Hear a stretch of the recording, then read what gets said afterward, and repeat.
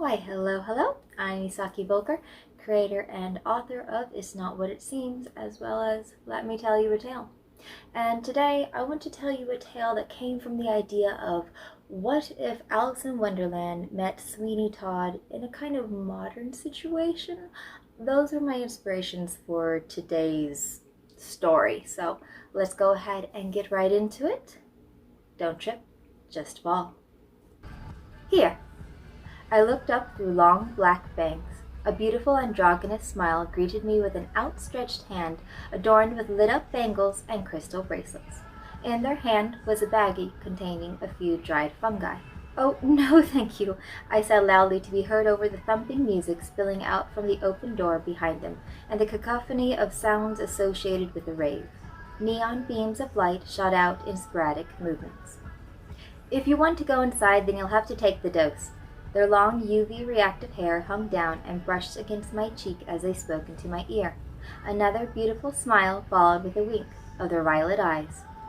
I turned to see my group of friends in their sleek black strappy outfits with pops of radioactive colors. We all matched except I used gold jewelry in my piercings to accentuate my tan Indian skin.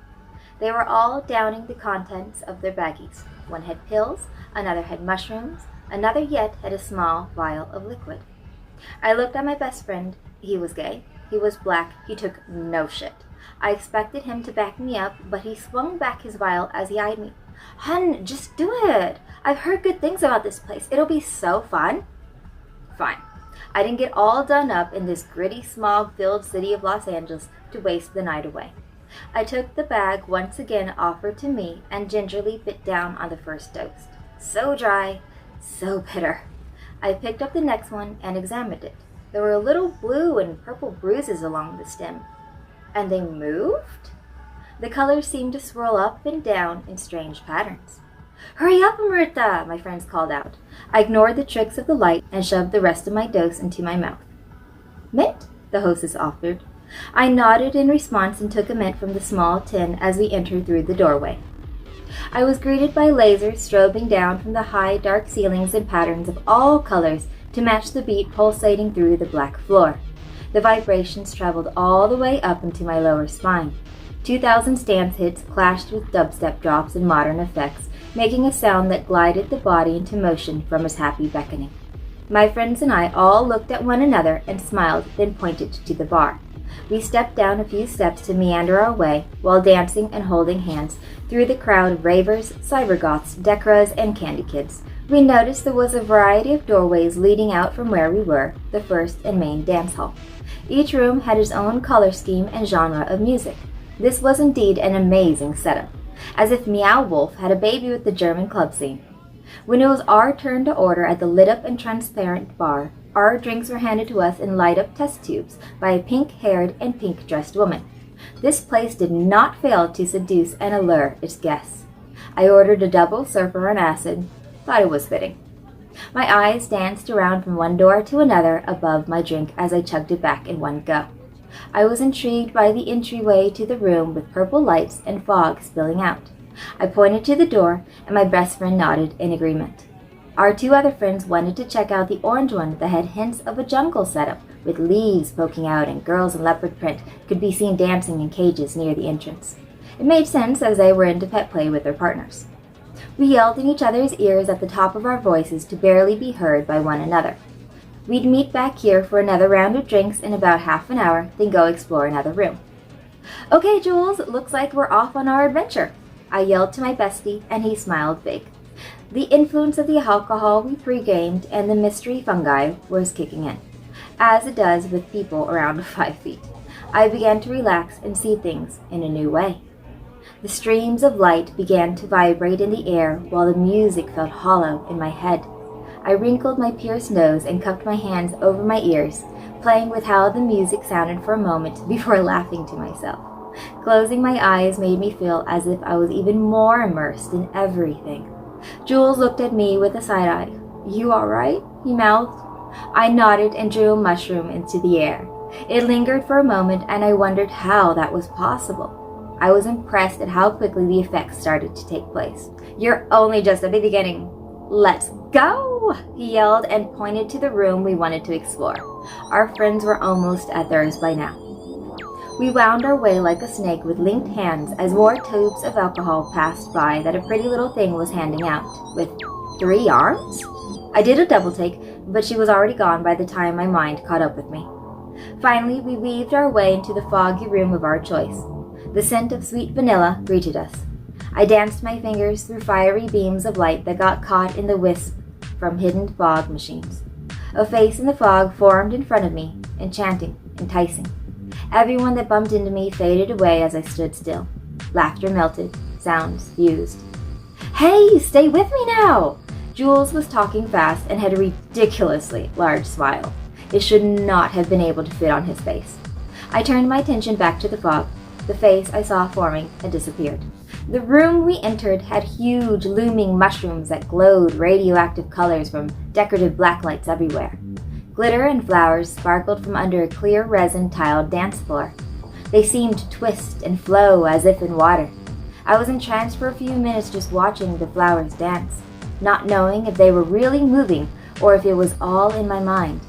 I looked up slowly, and the walls dripped like molasses while patterns of light twinkled across them, beckoning me to step into their world. Jules was lost in his own subconscious next to me. He danced in fluid motion to the music with his eyes closed. Everyone that worked in this room was in costume from Alice in Wonderland. They meandered from the bar through the crowds and back again. Their movement reminded me of animatronics on a track at a theme park. The knave caught my attention as he delivered smoky mystery drinks to a couple of tables seated a few steps above the dancing crowds. He walked past me to go back behind the bar, which was set up to resemble a chaotic tea party. It was under a gazebo in the front and center of the room. I watched him slither by with light trailing behind him. The knave's unreal turquoise eyes flickered in my direction. They made me want to melt right into them. My whole being wanted to be consumed by every sensation possible. The part of my brain that held onto reason slipped away down a drain somewhere in the prior room. The drugs were kicking in full force with rapid passion. Manson played in my head, mixing with what was really being heard. I don't like the drugs, but the drugs like me. My body felt loose as the scent of cannabis creeped nearer. Citrusy, skunky, someone had something good. I wanted to follow the trail with my nose, arms swinging around me from the back to the front. I laughed and snagged a vial of purple liquid the white rabbit carried around. I swigged it back as I winked at her. I always liked a girl in a little extra slim-fitted suit. The lengthy white ears sticking out of her top hat made me smile as I twitched and bent. I couldn't help but stare even more as she walked away. She had a tail, and it moved too. My anime-loving heart wanted to chase after her and touch her ears and tail just to see if they were real. I was ready to get lost in my fangirl imagination when I noticed Jules was gone. I turned to the right, I turned to the left, and then I took 2 steps back and spun in a circle that almost knocked me down, a kaleidoscope of color. He was nowhere to be found. The Jefferson Airplane's White Rabbit remix began to play when a movement caught my eye. I turned, expecting to see my friend, but instead, I saw her. A cat girl.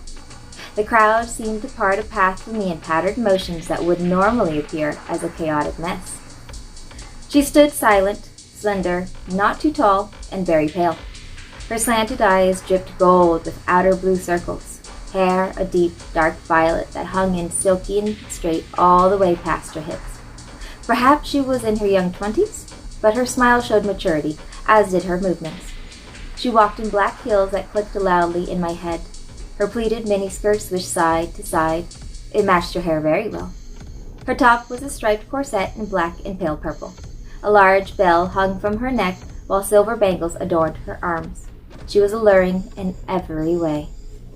The Cheshire Cat walked toward me like a mischievous wind gliding through dancers. She smiled. I was enchanted. Her energy felt vibrant and enticing. "Follow me," she mouthed, and I could not wait to comply as I nodded slowly. That gave her the signal to reach out and grab my hand. She smiled again. Did she have fangs before? I was guided through streams of bodies, twisting as the music sang about the Red Queen who was once again off with her head. I felt euphoric and dazed as I allowed myself to follow the cat girl into a lounge area decorated with more giant UV-reactive mushrooms and flowers. I thought we were going to sit down and have this night turn into one of those where one winds up making out with a stranger and losing their car keys, but we kept walking. We passed all of the tables and booths until we met multitudes of sheer gray, purple, blue, and black fabric hung like curtains from a slanted part of the ceiling. She turned around while holding my hand and gave me the biggest beckoning smile. Then she let go as she stepped backward into the fabric and disappeared with a laugh. I swore I could see the sound of the music linger in the air as it moved into the background of my mind. I didn't want to wait for Jules or be distracted by the effects of the light anymore. All caution was gone, and I was ready to run with the wolves. I ran after the Cheshire Cat into the depths of smooth material that slid across my skin as diffused light shone from above. Was this a secret hallway leading to a special area? The opening beyond the first wave of fabric wasn't large and felt hidden from the rest of the space. I was all smiles as I heard her laugh bounce around and ahead of me. All I saw was sheer, layered cloth, but I kept going. The moments began to slow down. Time felt drawn out, and the space I was in began to feel claustrophobic when I couldn't find her. Where did she go? Did I get turned around in this box? Was this space even a hallway? Yards upon yards of material surrounded me. I smacked a sheet of fabric in front of me out of frustration and watched it ripple in an abnormal pattern. An unfamiliar smokiness began to ebb its way to me. I followed it as I thought I must be nearing an opening back into the main area. I began to hear loud mechanical clangs that I assumed was the bass to a song. The smooth caress of chiffon turned into thick gray cloth that stunk. I coughed. This was starting to be too much for me now, and I didn't like it. I pushed my way forward as I felt the floor beneath me turn into cobblestone. Was I going to end up coming out the back of the club and onto the street? I was so confused and overwhelmed. I just wanted to get out of here and find Jules. I bet it was way past the time we were supposed to meet up with our friends. I reached for my phone to check the time, but I didn't have it. I didn't even bring a purse. Or did I? How did I get into the club if I didn't even have my ID? Thick was the smell of smog and vomit. I knew this trip on fungi was turning negative, and I needed to find someone to be my anchor. With a sense of panic running down my spine, I ran ahead a few steps, desperately pushing the cloth aside until freedom! I ran out from where I was and emerged into a room. Oil-powered lamps protruding from the wall flickered and burned bright, illuminating my new location. I saw a few women in filthy rags lined up against a stone wall, and to my shock, 3 men in doctorial suits from about the late 1700s. They turned to look at me with bizarre expressions. It was even more bizarre to me that I was the only non-Caucasian person there. My vision was warped as I looked from the men's bulbous eyes to the women's tear-stained faces stretched in terror. I felt the fear immediately trickle down my spine in warning. Where was I? What have we here? Another one? One of the men asked in a high-class British accent. His teeth were rotting. I could smell his breath from across the room. Whatever I was on made wriggly maggots appear between his yellow teeth. They dripped down into his black jacket. Gold-rimmed spectacles sat atop his lanky nose. The doctor's face didn't appear normal to me, but warped and stretched as he spoke. My eyes widened at what I was seeing. What? I whispered, just barely audible to myself. I was frozen in place, but an inner cold began to sweep over me from my head to my toes. Thoughts swirled around my head. I looked to the women for answers, but I could tell there would be none given. I saw them as timid, wavering wraiths with dirty hair, stains melting down their dresses. Some had no shoes, only holed stockings. A balding doctor with bad skin approached me with a sickening smile. Boils and acne pulsated unnaturally in my direction. His dry skin peeled back like a snake shedding its skin. I wanted to reach out and pull some way simply in disbelief, but chose instead not to move. He looked me up and down slowly. We have an exotic one. Did you come from the boats as a whore? Just look at how she's dressed. I saw a scaly tail slither on the floor behind him. I blinked hard, and then it was gone. What? I stammered on drugged confusion. Can you tell me where the club is? I think I'm lost, and I had some kind of mushroom. Oh dear, I think this one's mind is also broken. The old man at me. The gleam in his eyes told me he wasn't pitying me, but was indeed hoping I was a harlot. I took half a step back as the man's face distorted and twisted again, his eyes becoming larger than before, larger than humanly possible.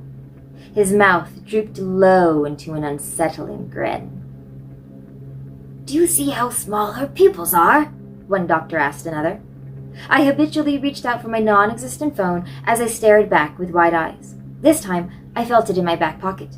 Confusion flooded me. Technology was never friend when on shrooms, so I unlocked the screen without looking at it. It made a noise and lit. Smack! And my phone was slapped out of my hands and slid across the stone floor, where it slammed into a metal bed I shockingly didn't notice earlier. A woman with horribly chopped hair was crying quietly. She was strapped down flat against her will, being forced to allow leeches attach themselves to her. Bloodletting. I wanted to vomit, but suddenly my hair was gripped and yanked back. Ah! I yelled in surprise and pain. His grip was unnecessarily tight. I heard huge church bells ring from outside a barred window. It was sunrise. I could easily see coal smoke rise in the distance, sewage running along the street, boats in the distance out on water, and homes that looked straight out of Sweeney Todd. She's a witch! The doctor who pulled my hair roared with fury. I snapped back to my current reality, surrounded by brick walls and devilish faces. Or was it reality? I didn't have time to think. The walls vibrated unnaturally as if in response, but no one else but I seemed to notice.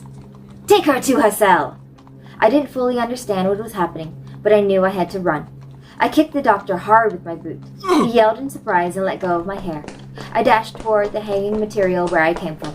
I flung back the wretched material to face a stone wall. I slapped it hard with my hands, not believing my eyes any longer. No! I screamed in panic despair. Suddenly, my arms were yanked behind me. The doctors were dragging me away. I screamed with all my might. Whispers came from all directions, both male and female. In the chaos, I heard the words, sell her, and lobotomy, and screamed again. I had to wake up from this trip. One of the wraith women in line began to laugh hysterically, a mind broken, used and abused for too long. It bounced around in my head unnaturally. I looked at her in horror. Her red hair danced like flames. Then I saw her arm. On it was a modern tattoo, love, written in cursive in an infinity loop. Reality as I knew it shattered into pieces in front of me. I no longer knew what was real or not, or even where or when I was. I kicked and thrashed as best as I sloppily could, paranoia kicking in. I had to get back to the club. Two males ran in through a metal door with strange hats and cruel expressions. They beelined in my direction and gripped my arms tighter than ever. I saw they had a sack they wanted to place over my head. No! I was in mental anguish and suddenly unable to move. My body became heavy, too heavy. I felt the mushrooms I took turn into a heavy sedative. My legs hit the cold stones as I slumped down. Muted colors swirled like smoke, and I felt a pinch on my arm. I looked over with drooping eyes. A needle. More drugs. But I didn't want this one at all. I blinked heavily, slumping to the floor even more so that my face rested flat on the ground to one side. My mind was slowing down. I looked up at the two new men as much as I could through tears. They lifted my head and placed a sack over me so I could no longer see. A flash of blue and gold eyes smiled at me before mine closed, and all consciousness was lost. So I don't know what any of you would possibly have experienced, but if you've ever been on shrooms, I'm sure you'll be able to relate to how the visuals and everything I described are. I have experienced them myself, and I have had some really cool visuals. Not everyone gets visuals on them, but I was one of the very fortunate people that got to experience some really, really cool kind of stuff. Maybe I'll talk about my experiences at some time and point. But if anyone ever offers you, no matter who it is, no matter if you want to throw caution to the wind or whatever, please don't take anything from a stranger and you don't know what it is or haven't experienced before. And if you ever do mess with anything, like in the story, you do want to have someone that you are very comfortable with, that to be your anchor just in case things go sour.